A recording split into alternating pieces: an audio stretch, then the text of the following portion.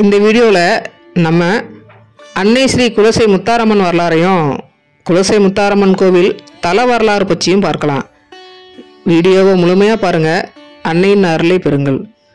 இதுவரை இந்த சேனலை சப்ஸ்கிரைப் பண்ணலன்னா மறக்காமல் சப்ஸ்கிரைப் பண்ணுங்கள்.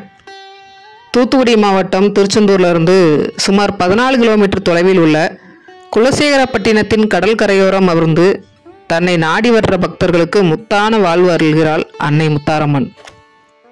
நம்ம இப்போ பார்க்க போகிற இந்த கதை குலசை முத்தாரம்மன் தல வரலாறு புத்தகத்திலையும் கோவில் சுவர்களில் படங்களாகவும் வரையப்பட்டு இருக்கிறது. முன்னொரு காலத்தில் வரமுனி என்ற முனிவர் தவம் இருந்து கடவுள்கிட்ட பல வரங்கள் வாங்கி சக்தி வாய்ந்த முனிவராக வாழ்ந்துட்டு வந்திருக்காரு. தான் தான் சிறந்தவன், தன்னை விட மேலானவன் யாருமே இல்லைன்னு தலைக்கணத்தோடு இருந்திருக்காரு. அந்த சமயத்தில் முனிவர்களுக்கெல்லாம் மூத்தவருமான சிவபெருமானின் பூரண அருளை பெற்ற தமிழ் மாமுனி அகஸ்தியர் கைலாயத்திலிருந்து தென் தமிழகத்தை நோக்கி வந்திருக்காரு. வர்ற வழியில் வரமுனியோட இருப்பிடத்துக்கு போயிருக்கார் அகஸ்திய முனிவர். அந்த சமயத்தில் வரமுனி அகஸ்தியரை வரவேற்று உபசரிக்காம அகஸ்தியர் உயரத்தில் கொஞ்சம் கம்மிங்கிறதுனால அவரோட உருவத்தை கிண்டல் பண்ணியிருக்கார். மேலும் எருமையா மாறி அவர் இடத்துக்கு வர்ற முனிவர்களை வழக்கமா துன்புறுத்தி அவமதிச்சு வந்திருக்காரு. இதை தெரிஞ்சு கோவப்பட்ட அகஸ்தியர் வரமுனிக்கு தலைக்கணம் பிடிச்ச நீ அடுத்த ஜென்மத்துல எருமை தலையும் மனித உடலும் சேர்ந்த அரக்கனா பிறப்ப, உன்னை அந்த அம்மாலே அவதாரம் எடுத்து வதை செய்வாங்கன்னு சாபம் கொடுத்துட்டு அகஸ்தியர் அங்கிருந்து போயிட்டாரு. அதே போல ரம்பன் ஒரு அரக்கன் அக்னி பகவானை நோக்கி கடுமையா தவம் இருந்திருக்கான். ரம்பனின் தவத்தில் மகிழ்ந்த அக்னி பகவான் அவன் முன் தோன்றி உனக்கு என்ன வர வேணும்னு கேட்குறாரு. அதற்கு அவன் எனக்கு சர்வ வல்லமை வாய்ந்த மகன் வேணும்னு கேட்குறான். அக்னி தேவனும் அப்படியே நடக்கட்டும், நீ எந்த பெண்ணை முதல்ல பார்க்குறியோ அந்த பெண் மூலமா உனக்கு சக்தி வாய்ந்த ஒரு மகன் பிறப்பான்னு வரம் கொடுத்துட்டு அக்னி பகவான் மறைஞ்சிட்டார். ரொம்ப சந்தோஷமா ரம்பன் நடந்து வந்துட்டு இருக்கும்போது ஒரு பெண் காட்டெருமைய முதல்ல பார்த்துடுறான். அக்னி பகவான் சொன்ன மாதிரியே அந்த எருமைக்கு ஒரு பெண் குழந்தை பிறந்திருக்கு. அந்த குழந்தை எருமை தலையும் அசுரத்தனமான மனித உடலோடு வரமுனியே குழந்தையா வந்து பிறக்கிறாரு. அந்த குழந்தைக்கு மகிஷன்னு பெயரிட்டு வளர்த்து வந்திருக்காங்க. தன்னோட முன் ஜென்மத்தை பத்தி தெரிஞ்சதுக்கு பிறகு மகிஷன் பிரம்மதேவரை வேண்டி 10,000 வருடங்கள் கடுமையான தவம் இருக்கிறான். பிரம்மதேவரும் அவன் முன் தோன்றி உனக்கு என்ன வர வேணும்னு கேட்க, எனக்கு தேவர்கள் அசுரர்கள் மானிடர்களால் மரணம் ஏற்படக்கூடாது, ஒரு கன்னி பெண்ணால் தான் மரணம் ஏற்படணும், அதுவும் அந்த பெண் எந்த தாயின் வயிற்றிலிருந்தும் பிறந்திருக்க கூடாதுன்னு ஒரு வித்தியாசமான வரத்தை கேட்கிறான் மகிஷன். பிரம்மதேவரும் கேட்ட வரத்தை கொடுத்துடுறார். மேலும் தவம் இருந்து பல வரங்களை வாங்கி சக்தி வாய்ந்தவனாகி 3 உலகத்தையும் அடிமைப்படுத்தி வாழ்ந்து வந்திருக்கிறான். மகிஷனோட அட்டூழியங்களை தாங்க முடியாம தேவர்களும் முனிவர்களும் விஷ்ணு பகவான்கிட்ட முறையிட்டு இருக்காங்க. அதற்கு அவர் என்னால எதுவும் செய்ய முடியாது, ஆதிசக்தியால மட்டும்தான் இந்த பிரச்சனையை சரி செய்ய முடியும், நீங்க காளி தேவியை நினைச்சு யாகம் நடத்தி அம்பாள் கிட்ட முறையிடுங்கன்னு சொல்லியிருக்காரு. முனிவர்களும் ஒரு யாக வேள்வியை நடத்தியிருக்காங்க. யாக வேள்வியிலிருந்து 30 தேவிகளின் சக்தி ஒன்றாக சேர்ந்து அன்னை லலிதாம்பிகையா ஒரு பெண் குழந்தையா பிறந்திருக்காங்க. குழந்தையாக பிறந்து 10வது நாளே கன்னி பெண்ணாக மாறி அன்னை பராசக்தியா அவதாரம் எடுத்து மகிஷாசூரன் கிட்ட கடுமையா யுத்தம் செஞ்சு அவனை வதம் செஞ்ச நிகழ்வுதான் விஜயதசமின்னு நாம கொண்டாடுறோம். அன்னை 10 நாட்களும் தன்னோட சக்திகளை ஒன்றாக சேர்த்து யாராலும் அழிக்க முடியாத அளவுக்கு உருவான அந்த 10 நாட்களை தான் நாம தசரா திருவிழாவா வெகு விமர்சையாக கொண்டாடுறோம். மேலும் இந்த நாட்களை நவராத்திரி நாட்களாக விமர்சையா கொண்டாடுறோம். முதல் 3 நாட்கள் பார்வதி தேவியையும், அடுத்த 3 நாட்கள் லட்சுமி தேவியையும், அடுத்த 3 நாட்கள் சரஸ்வதி தேவியையும் வழிபட்டு நவராத்திரியை கொண்டாடுறோம். மகிஷாசூரனை சம்காரம் செய்ய அம்மன் 9 நாட்கள் குழுவில் இருந்து 10வது நாள் மகிஷாசூரனை சம்காரம் செய்து மகிஷாசுர மர்த்தினியா மாறி இருக்காங்க. 9 நாட்கள் அம்மன் ஊசி மேல் நின்று தவம் புரிந்ததால இந்த 9 நாட்களும் ஊசியால் துணிகளை தைக்க வேண்டாம்னு சொல்லுவாங்க. இந்த நவராத்திரி 9 நாட்கள்லையும் கோவில்கள்லையும் சிலர் வீடுகள்லையும் கொலு பொம்மைகளை வச்சு வழிபட்டு வர்றாங்க. நவராத்திரியோட மற்றொரு சிறப்பம்சம் என்னன்னா, எப்பவுமே காலையில சிவபெருமானுக்கும் மாலையில அம்பிகைக்கும் பூஜை செய்வது ரொம்பவே நல்லது. ஆனால் நவராத்திரி நாட்கள்ல காலை மாலை என 2 வேளை செய்யும் பூஜைகளும் அம்மனுக்கே உரியது. நம்ம தசரா திருவிழாவை சிறப்பாக கொண்டாடுற மாதிரி மைசூர்லேயும் வெகு சிறப்பாக கொண்டாடுறாங்க. காரணம் என்னன்னா, பல வரங்களை பெற்ற மகிஷாசுரன் தனக்கு அழிவே இல்லைங்கிற ஆணவத்தில் மகேந்திரகிரி பர்வதம் பகுதியில் அவன் நினைச்சபடி ஆட்சி செஞ்சு வந்திருக்கான். மகேந்திரகிரி பர்வதத்தோட தற்போதைய பெயர் தான் மைசூர். மகிஷன் ஆண்ட ஊர் என்பதால மகிஷா ஊர்னு அழைக்கப்பட்டது. மருவி மைசூர்னு மாறியிருக்கு. இதனால தான் மைசூர்லையும் சாமுண்டேஸ்வரி அம்மன் கோவிலில் தசரா திருவிழாவை மக்கள் வெகு விமர்சையாக கொண்டாடுறாங்க. மைசூர் மகிஷாசுரன் ஆட்சி செய்து வந்த ஊர். அங்கே அம்பாள் அவனை வதம் செய்ததால தான் மைசூரில் தசரா திருவிழா சிறப்பாக கொண்டாடப்படுது. குலசேகரப்பட்டினத்தில் தசரா திருவிழா கொண்டாடப்படுவதற்கான காரணம் என்னன்னா, அந்த காலத்தில் மைசூரை ஆட்சி செஞ்சு வந்த மன்னனுக்கும் குலசேகர பாண்டிய மன்னருக்கும் ஒரு நல்ல நட்பு உறவு முறை இருந்திருக்கு. அம்பாளோட அதிசயங்களை கேட்டு மெய் சிலிர்த்து போன குலசேகர பாண்டியர் அம்மனோட தீவிர பக்தராகி இருக்கார்.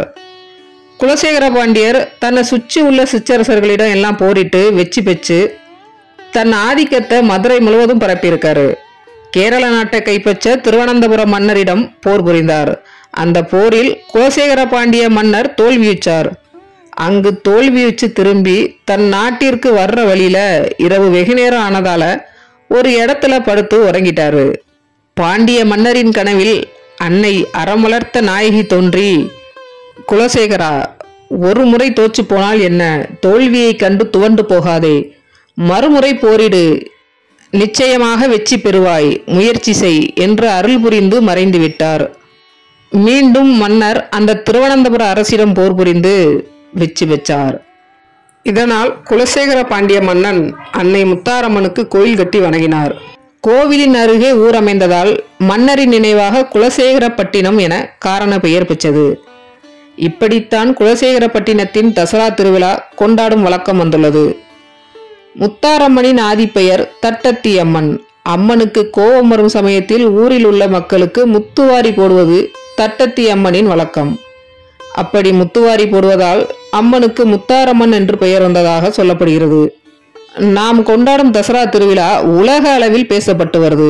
அதுக்கு என்ன காரணம்னா, நம்ம குலசை முத்தாரம்மன் கோவில்ல நாம செய்யற தனித்துவமான வேண்டுதல்கள் தான். உடம்பில் ஏதேனும் பிரச்சனை இருந்தாலோ இல்லை ஏதாவது நடக்கணும்னு வேண்டிக்கிட்டோ இப்படி முத்தாரம்மனை நினைச்சுக்கிட்டு மாலை போட்டு விரதம் வந்து காளி, அம்மன், சிவன், முருகர், பிள்ளையார் இப்படி ஏதாவது ஒரு வேடம் அணிந்து ஊர் ஊராக சென்று வீடு வீடாக தர்மம் எடுத்து அதை குலசை முத்தாரம்மன் கோயில் உண்டியலில் காணிக்கையாக போட்டு விடுவார்கள்.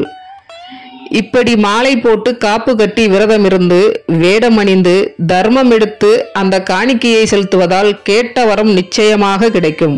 நினைத்தது நடக்கும். அன்னையின் அருள் பரிபூரணமாக நமக்கு கிடைக்கும். தனிநபராக மாலை அணிந்து தன் வேண்டுதலை நிறைவேற்றுபவர்களும் உண்டு. அல்லது ஒவ்வொரு ஊரிலும் ஒவ்வொரு தசரா செட்டு இருக்கும். அதில் இணைந்து தன் வேண்டுதல்களை நிறைவேற்றுபவர்களும் உண்டு. காளி வேஷம் போடுறவங்க 48 நாள் விரதம் இருப்பாங்க.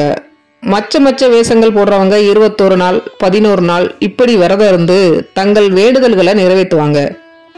காளி வேடம் அணிந்து அருள் வந்து ஆடுபவர்களை பார்க்கும் பொழுது அந்த அம்மனையே பார்த்த திருப்தியும் சந்தோஷமும் நமக்கு கிடைக்கும். வாய் வழியாக முத்தாரம்மனுக்கு சில கதைகள் சொல்லப்பட்டிருக்கு. அந்த கதைகளை இப்போ பார்ப்போம். நாகக்கன்னி வயிற்றில் பிறந்த அஷ்டகாளிகளான 8 தேவிகள்ல மூத்த பெண் முத்துமாரியம்மன் தான் முத்தாரம்மன்னு சொல்லப்படுது. இன்னொரு கதையில பாண்டிய வம்சத்துல பிறந்த பார்வதி தேவி மீனாட்சி அன்னையாக எல்லா நாட்டையும் போரிட்டு வெற்றி பெற்று வந்திருக்காங்க. தன்னை ஜெயிக்கிறதுக்கு ஆளே இல்லைன்னு பரம்பொருளான சிவபெருமானையே தோற்கடிக்கணும்னு கைலாயத்திற்கு போயிருக்காங்க. அப்போ சிவபெருமானோட கண்ணை நேருக்கு நேரா பார்த்ததும் 2 பேருக்கும் பிடிச்சு போயிருக்கு. மேலும் மீனாட்சி அம்மனுக்கு 3 தனங்கள் இருந்தது என புராணங்கள்ல சொல்லப்பட்டிருக்கு. இதில் 3வது தனம் அன்னை மீனாட்சி தேவி பரம்பொருளை சந்திக்கும் போது மறைந்து விடும் என சொல்லப்பட்டிருக்கு. அதுபோல மீனாட்சி அம்மன் சிவபெருமானை பார்த்ததும் அன்னையின் 3வது தனம் மறைந்து விட்டதாம். அதன் பிறகு சிவபெருமான் மதுரைக்கு வந்து அன்னை மீனாட்சியை மனம் புரிந்து பாண்டிய நாட்டை நல்லாட்சி செய்து வந்திருக்காங்க. ஒரு சமயம் அன்னை மீனாட்சி தன் கணவருடன் பாண்டிய நாட்டை வலம் வந்துட்டு இருக்கும்போது ஒரு கிராமத்துல வெள்ளத்துல தத்தளிச்சிட்டு இருந்த ஒரு அண்ணன் தங்கச்சிய மீனாட்சி அன்னையும் சுந்தரேஸ்வரரும் காப்பாத்திருக்காங்க.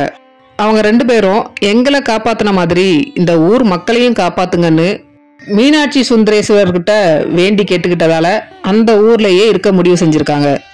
இப்படிதான் மீனாட்சி சுந்தரேஸ்வரர் முத்தாரம்மனும் ஞானமூர்த்தீஸ்வரரா 2 பேரும் சேர்ந்து ஒரே பீடத்துல அமர்ந்து தன்னை நாடி வர்ற பக்தர்களுக்கு அருள்பாலித்து வராங்கன்னு சொல்லப்படுது.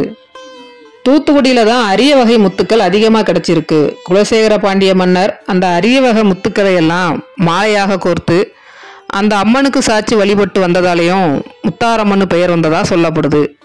அதோட இந்த அம்மன் மனிதர்களுக்கு வந்த முத்துக்களை சரி பண்ணி வந்திருக்காங்க. அதனால முத்து ஆச்சி அம்மன் காலப்போக்கில் முத்தாரம்மன் அழைக்கப்பட்டிருக்கு. முந்தைய காலத்துல குலசையில விஸ்வகுல பெண்மணி முத்துலட்சுமி அம்மாள் தனக்கு சொந்தமான பூமியில காய்ந்த விறகுகளை வெட்டிட்டு இருக்கும்போது பட்டு போன ஒரு வேம்பு மரத்தையும் வெட்டிடுறாங்க. வெட்டுப்பட்ட வேம்பு மரத்துல இருந்து ரத்தம் வந்திருக்கு. அதை பார்த்து மயங்கி விழுந்துடுறாங்க. அதன் பிறகு இரவு அவங்க கனவுல அம்மன் அசிரரியாக நான் இங்க தான் சுயம்பு வடிவாக இருக்கிறதாகவும் அதை வழிபட்டு வாங்கன்னு சொல்லிட்டு மறைஞ்சிடுறாங்க. விடிந்ததும் அந்த அம்மாவுடைய மகன் சுப்பிரமணிய ஆசாரி அந்த இடத்துல தோன்றி பார்க்க சிறு சுயம்பு மூர்த்தி பீடம் தென்பட அதை வெளியே எடுத்து ஓலை குடிசை கட்டி அதுல வச்சு அம்மையப்பனை வழிபட்டு வந்திருக்காங்க. அம்மாள் திருவுருவம் கிழக்க பார்த்து அப்படி இல்லைன்னா தெற்க பார்த்த நிலையில இருக்கிறது பார்வதி தேவியோட அம்சமா போற்றப்படுது. ஆனா குலசையில வடக்கு பார்த்த மாதிரி அம்மாள் இருக்கிறதால துர்கா தேவியின் அம்சமாக காளி தேவியாக வணங்குகிறோம். ஆரம்பத்துல ஸ்ரீ ஞானமூர்த்தீஸ்வரருக்கும் அன்னை ஸ்ரீ முத்தாரம்மனுக்கும் பெரிய உருவ சில வழிபாடு கிடையாது. தானாக சுயம்புவாக தோன்றிய சின்ன சுயம்பு மூர்த்தி பீடத்தை வழிபட்டு வந்திருக்காங்க. இப்போ நம்ம வழிபடுற அம்மையப்பன் திருவுருவம் குலசை முத்தாரம்மன் கோவிலுக்கு எப்படி வந்ததுன்னு பார்க்கலாம். கன்னியாகுமரி மாவட்டம் மயிலடி என்ற ஊர்ல இருந்த சுப்பையா ஆசாரி மிகப்பெரிய கைவினை கலைஞர். கண்ணால பார்த்ததை அப்படியே சிலையாக செதுக்கிடுவார்.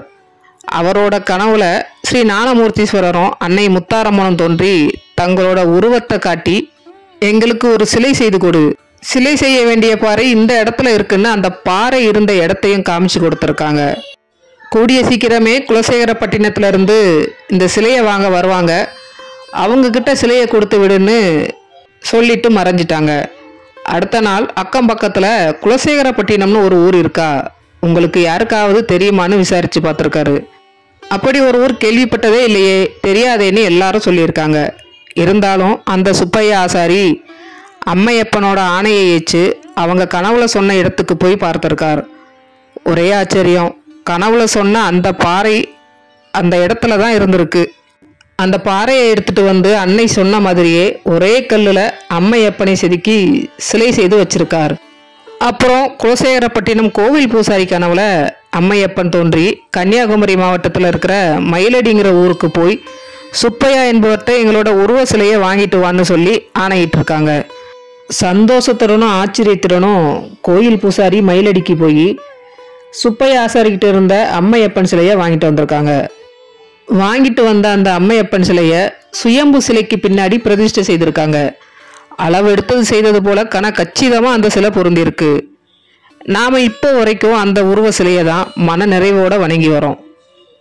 குலசை முத்தாரம்மன் கோவிலுக்கு போய் சாமி தரிசனம் செய்தாலே ஒருவித புது அதிர்வுகள் ஏற்படுறத நம்மால உணர முடியும். இந்த சக்தி தான் லட்சக்கணக்கான மக்களை தன்னை தேடி இன்று வர வைக்குது. நாம வேண்ட வரமும் அப்படியே நமக்கு கிடைக்குது. பெரிய பெரிய நோய்களால் பாதிக்கப்பட்டு மருத்துவர்களால் சரி பண்ண முடியாதுன்னு கைவிடப்பட்டவங்க கூட இந்த கோவிலில் வேடமணிந்து வழிபட்டதால சரியாகிட்டுன்னு சொல்றாங்க.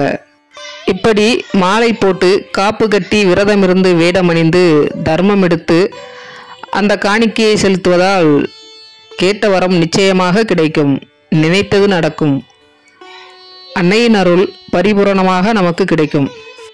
இந்த வீடியோ உங்களுக்கு பிடிச்சிருந்தா லைக் பண்ணுங்க, கமெண்ட் பண்ணுங்க. இதுவரை இந்த சேனலை சப்ஸ்கிரைப் பண்ணலன்னா மறக்காம சப்ஸ்கிரைப் பண்ணுங்க. நன்றி.